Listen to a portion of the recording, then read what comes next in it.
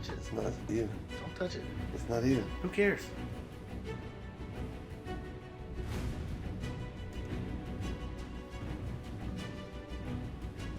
What's up, guys? Welcome to this episode of Beers and Breakdowns. We're back in Texas with Kurt and I. Sorry if it looks like poop. I feel like we got to give that disclaimer for the next probably 7 episodes. That's because Abel's not here. He's out racing, and he sent us a camera, and we don't know how to use it, so we're doing the best we can. We're going to figure this out. Good luck. First episode we filmed. We're professionals. The camera started blinking some red hot thing, which I don't know has ever happened before. Maybe we broke it. I have no idea. Hey, we're going to run it till it melts down. Right. We're going to run this thing till it breaks. So here we are with another episode of SEAL Team because you guys love this show so much. We love it too, and it's really fun to watch, and the tactics are fun. But we have a whole list. Guys, when I tell you I have a list this long that you guys want us to watch, every time you put it in the comments, I add it to my list. It's going to take a really long time to get through all of them, but it's awesome for us because we have a ton of content. And just to let everybody know, we have a new show coming out that's going to be all about the selection process for special operations. We actually linked up with 320th Special Forces Group and followed some of those guys and some of those candidates through, and we have a whole show that's going to be so sick. Sorry it's on delay right now. It's actually shelved. It's done, ready for you guys to see the trailer. But you know, Trump put out a message to Special Operations to cease all promotional content until further notice. And we are considered promotional content, so we are ceased until Trump says that ban can stop. Well, we, as the FNG Academy, are not, but since we did it in conjunction with Special Forces, so that's why. Right, yeah, he's not saying that FNG Academy can't put anything out. He's saying that the military can't, but we worked with 320th directly with it, so with 320 Special Forces. So just so you know, this isn't going to be some kind of fake selection where we bring everyone in and smoke them ourselves and all that nonsense. This is a real selection for guys really trying to get into special operations. So you're going to get insight into the life, insight into how difficult it truly is, with the thought processes going with these guys, and how you could take the lessons learned from that and apply it if you want to become special operations.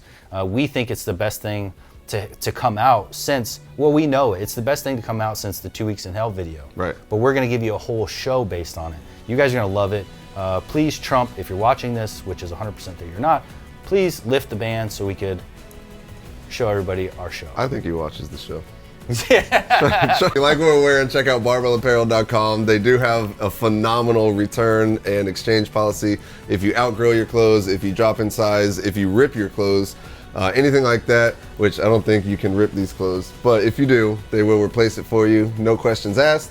Check them out, barbellapparel.com, and we've got a new shirt coming out with them. It's our new, the second iteration of our Chase Fear line. This one looks badass. It's probably out by now when this video gets released. So go to Barbell Apparel, go to the search and type in FNG Academy and check out that new Chase Fear shirt. Grab yourself one, it really helps us out too. And then post yourself wearing it. Oh, that'd be sick. Yeah, we'll share it. So cool, let's jump into this episode. Sorry about that rant, guys, but I feel like we got to catch up. We haven't talked to you guys in a while. I haven't been here. I've been in paramedic school, drowning in information. At this point, I wouldn't even be sad if they failed me, so I could just go back to living my normal life. All right, let's jump into this episode. Hey, little lady. Hey. Exhausted. You guys went again? Yeah, we actually had a pretty good night, though. It's great. Is it snowing there yet? Because I saw that there was a 60% chance of snow. I hear they have an opening at Good Morning Afghanistan if you're interested.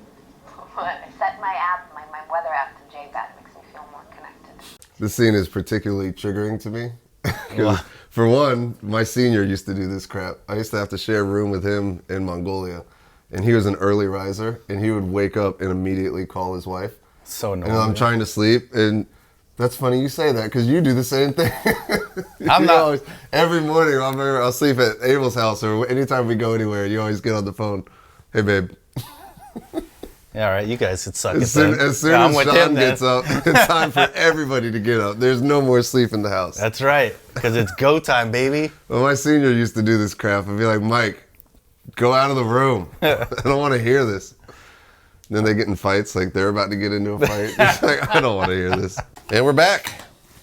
Minor technical difficulties. What's up, guys? It's Abel here. I'm actually at home right now in my studio editing this video, and like some of you guys may have noticed, there is a big box in the center of the screen that says card full. Now, I feel like I owe you guys an apology. Unfortunately, I was not present during the filming of this batch of videos, and yes, we filmed these in batches of 4 to 8 at a time. I was actually in Northern California at the legendary Laguna Seca racetrack racing my car, so I was not present, and unfortunately, while you can call upon our Green Berets to do a lot of amazing things for us, properly running cameras is apparently not one of those things. We ended up with this unsightly box. I'm gonna slap a fun little logo on it, but I figured since you guys have to look at an unsightly box in the center of your screen, maybe we owe you something here from the FNG Academy. Now, we've been teasing a show for a while now, and this is something that we filmed last year. During the filming and editing process, there was a ban that was put on all content coming from the military that came directly from the president. Well, that ban has recently been lifted, and we can finally show you guys the trailer to our brand new show.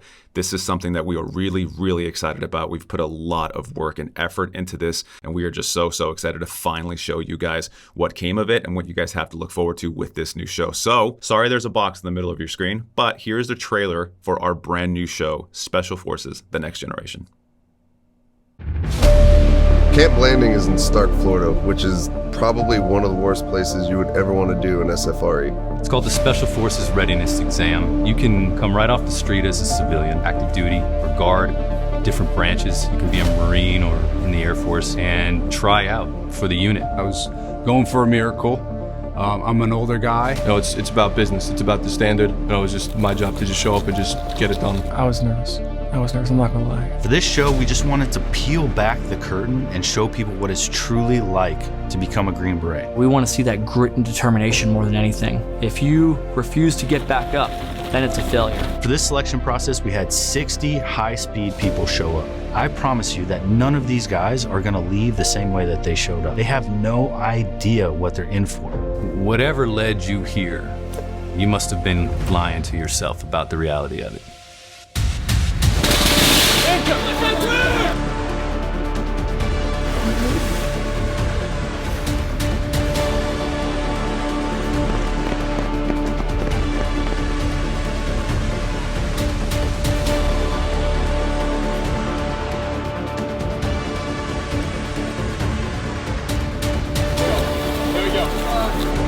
Bro.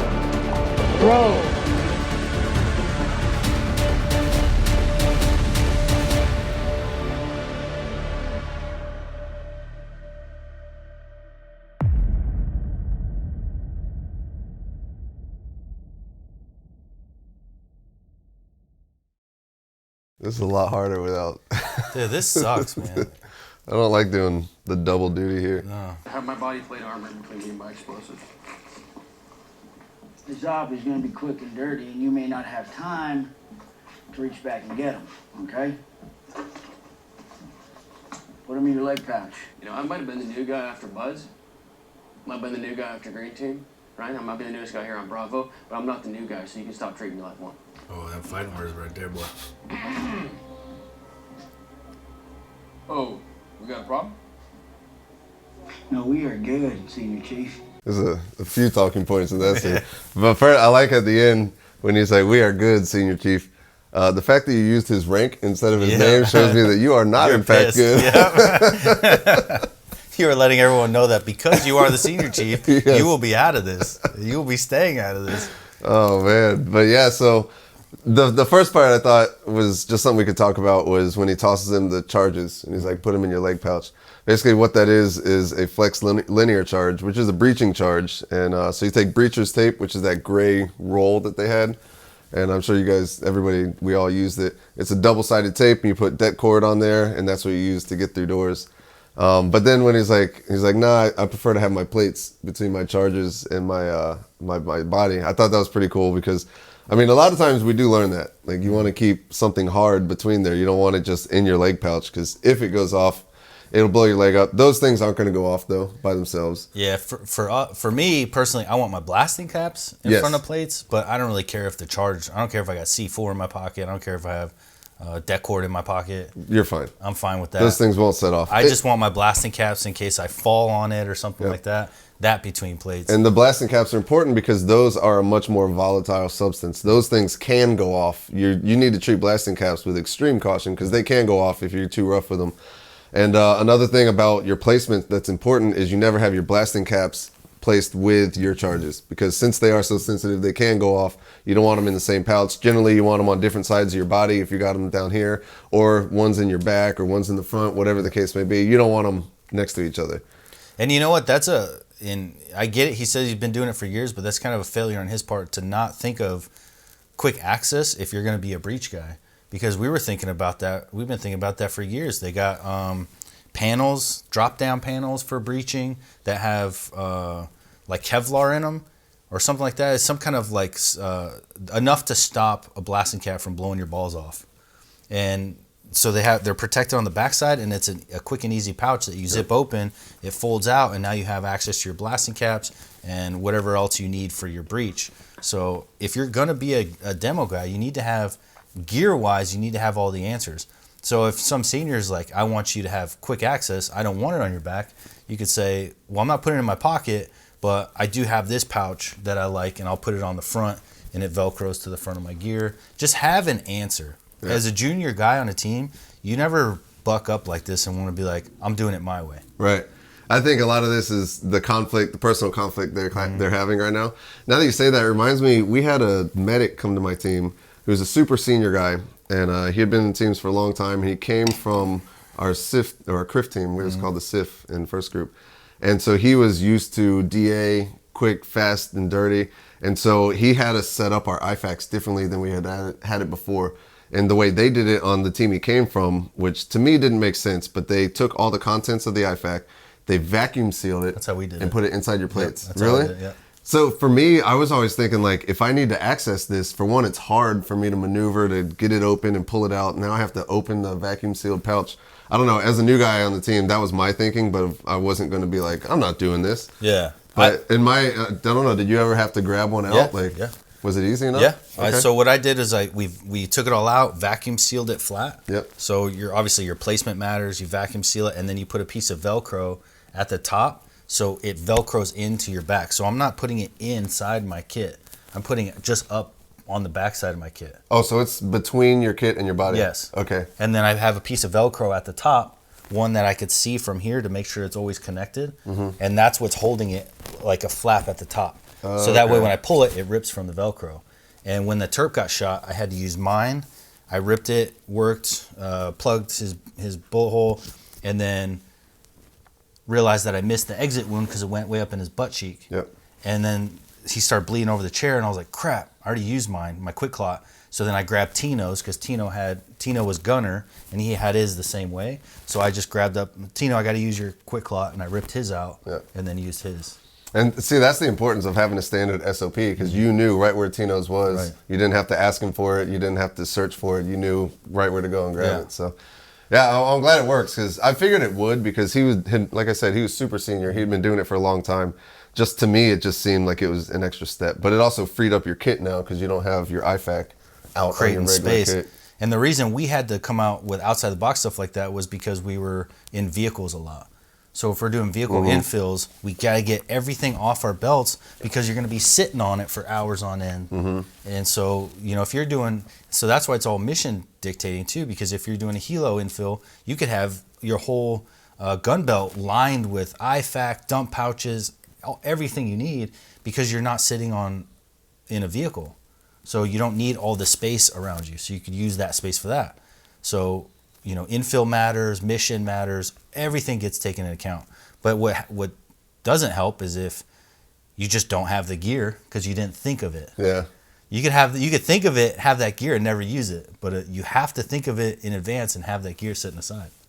See, it's important. It shows how important your kit setup is. Yeah. But this would have pissed me off, because I'm like, I want you to have access to it. And he's like, I'm not the new guy. I was like, bro, you're the new guy here, and that means something. Yeah. Because it's not... It's an echelon thing, and you're just trying to buck me at that point. It's just a pissing contest. It's a pissing contest, which is stupid, but hey, it happens. It happens, and the way we handle it is, I'm gonna put hands on you, and because And it sounds so dumb and it's so barbaric, but it works because at the end of the day, you know, we have to have that mutual level of respect. You have to understand that it can't always be a battle of words. We're not going to sit here and talk. You have to understand that another human being in an alpha environment like this is going to have an escalation of force, and that escalation is going to go all the way to you guys are going to fight. Yeah. Which is going to change how you treat each other. I don't want to disrespect you endlessly with my words because eventually you're going to punch me in the face. Right, yeah. You know, but if there's consequences to your actions. Exactly. There's consequences to your actions, and I don't want my ass kicked by my senior. That's the problem today is there's not consequences for people's actions. Nope. They'll just yip, all they want because, you know, rock, paper, rink.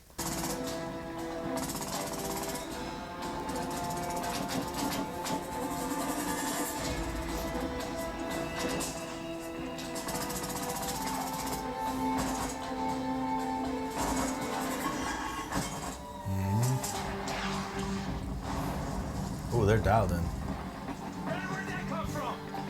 Mortar team, northeast corner of the target building. Clay! Yeah, right! Push left after that mortar team. So I never got to shoot mortars, actually. Really? No, I never did. So, but what I'm assuming is happening here is a mortar team is already set up. So they have a specific area that they think the enemy, if they come, is going to come from. So they're dialed in there, right? Exactly. So how easy is that? Once you launch that first one, you see where it lands. How quickly and easily can you shift fire with that mortar? Pretty quick and pretty easy. So it depends on how, and that's why it's so important to be pre-dialed in, because your mortar system, when you adjust it, it doesn't go like this. It goes like this. Okay. And so if you have to go over a little bit, you can. You have a little leeway to where I could shift fire in a general vicinity pretty quick. But the minute I start going too far, I'm going like this. Now everything has to be reset at that new location. So that's the issue with it. You go too far, now you're cockeyed and slanted. Now you have to re-up your bevels, rebalance everything. That's where your time gets taken up, and then you can launch your next one. So small adjustments you can do on the fly, but anything outside of that takes a while. Anything big, you're going to move all your levels off, and then you're going to have to rebubble up. Because then I guess it's going to start just like because it's going way over. You're going to be way off. Obviously, you're going to rebubble up every time, but when you make small adjustments, getting bubble up, and that's just having your bubbles obviously in line, almost like you would a level bubble. Getting bubble up is easy because it's just like you go here, bubble up is just a little adjustment. We go here, bubble up's a little adjustment. But as soon as you go over here, now you have massive bubble up adjustments that take way more time. So that's why it's always super important for a mortar team to have preset locations, multiple preset locations, because then if you're like, oh, we have Avenue 1, Avenue 2, Avenue 3, we can have all the predetermined calculations set for each one of those. So then I just look at my mortar wall and I say, the enemy's coming in Avenue 3, here's my set, preset it, bubbles up, launch it, and now I'm within. Okay. So you just set your dials. Yep. Okay, cool. So that's why 60s are so awesome, the 60 handhelds, is because you don't have to worry about that. So for this contact, 81s are too big. It's too far, it's too much work, it's unnecessary. Most of the time in situations like this, and we use them in combat too, is you're gonna run the 60s. Because then you could hand fire. So you have a little trigger, and you put your thumb at the top of the tube, and you have a windage, or I'm sorry, like an elevation at the trigger.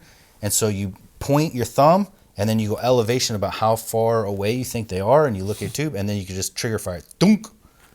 And then if you're way short, you can add a cheese charge, which is giving you extra explosive. Add a cheese charge, throw it in, and then point and shoot, dunk.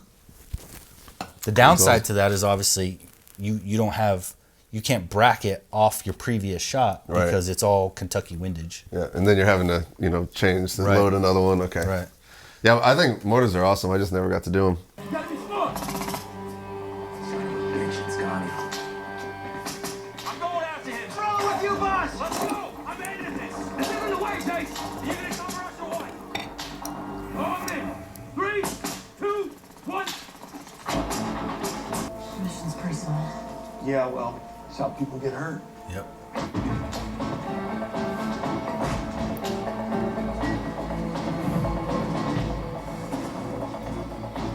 So he was told not to chase squirters, and you got to see, like, since this is such a personal matter to Jason, he's like, I'm going. And which is stupid. It is, and it's one of those things where they talked about why you're not going to do this, but which we see from this character throughout the show, Jason kind of goes on his own and does things. Yeah, which is also stupid. But what I thought was cool was like Ray's like, hey, we're not supposed to do this, and Jason's like, look, I'm going. Yep. You're gonna cover us or not? And Ray's like, all right, I got you. Which, I mean, I think any of us would do in that situation. Well, of course. If you're going to go, I'm going to cover you. We're all going. But that's why it makes me mad, because you're not making this decision for yourself. You're making it for all of us. Right. We're not ever... My team sergeant did the same thing downrange. He would just make stupid decisions on bravado. Like, we're just going to kill these guys. And I was like, why don't we just have the Apaches shoot them down? We're going after them. And I was like, because you want to go get into it face to face, like... Well, what are you trying to write a book? Like, I don't want to die over this. Yeah. Like, let's do it smartly, because I want to go home at the end of this. And one thing I want to talk about, because you guys always mention it. You always mention how Jason never holds his rifle right. In here? So, yeah, every time comments are like, the only thing that bothers me is Jason never holds his rifle right. I've never noticed. What does he do? And I've never noticed. But until he started running, because now I'm paying attention, he definitely did not hold it right for a full-out sprint. So he was holding it like this, like he was going to start shooting. Oh, yeah. And this is the only time I've started paying attention, and already he's done something wrong. When we full out sprint, we grab the mag of our rifles, so that way we could full out run like this. Yeah. And we hold on to the mag well. We don't hold on to the pistol grip anymore, because now it's front heavy. We can fall on it, and it just slows us down. So you grab the mag well, and you just take off running, and you're essentially putting your rifle out of commission and just focusing on speed at that point. You're keeping that center of gravity too. Mm-hmm. That's funny. I'm gonna have to. I've never noticed that. Me either. But people always say it, like, "Oh, it drives me crazy." All right, what's the next one? Hey, these guys. But anyways, and we get to see what happens when you go out on your own and do something. Yeah. Now, Sonny just got blown up and is gonna feel the effects for a bit. We had a sister team, 2-1. We were all on mission together, and one of the guys went to chase. They were getting sniped at, and he went to chase the guy and slid into his sniper position to take a shot, and got blown up. So, oh, damn. Yeah, it was all a trap. And Tino had to carry his body down the hill. Damn. Yeah, that was a rough one. So he just found that out. Yeah.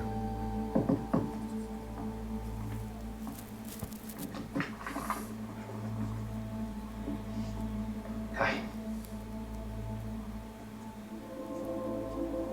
Ever just want to make it stop? Just for a while.